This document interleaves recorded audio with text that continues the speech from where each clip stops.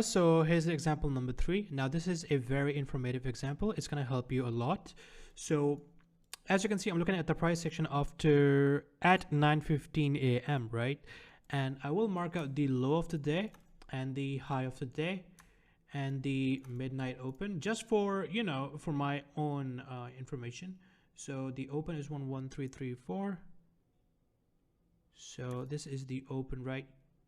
You don't have to mark out these midnight opens. It just tells you from where you should start looking for the high and the low. You should only start looking for high and low after 12 a.m. okay? And so as you can see right now, we have a this liquidity level, and then we have the high, which is a liquidity level. And if you think, you can see these two relatively equal lows, right? Highs, sorry. These are relatively equal highs. So you can actually drop down to the 5-minute time frame, okay? And if it's not clear, you can also drop down to the 1-minute time frame.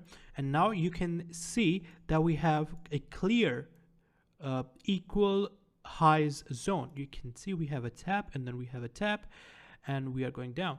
And the time is 9:19 a.m. Now this is a clear, and I mean clear, liquidity zone, okay? As I have thought above, you can see these are clear relative equal lows, equal highs, my bad, and they are not the best, but they are, okay? So you gotta wait for price to sweep that level, and as you can see, price swept this level, and it also swept the low of the day.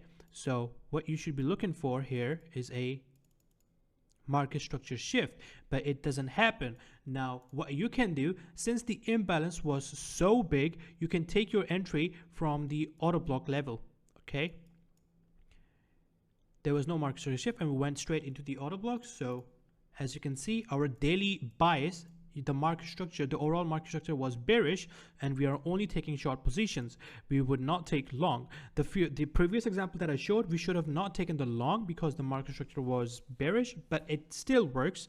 But I'm saying that if you take the trades in the overall market direction, the win rate is going to be higher, and I mean much higher.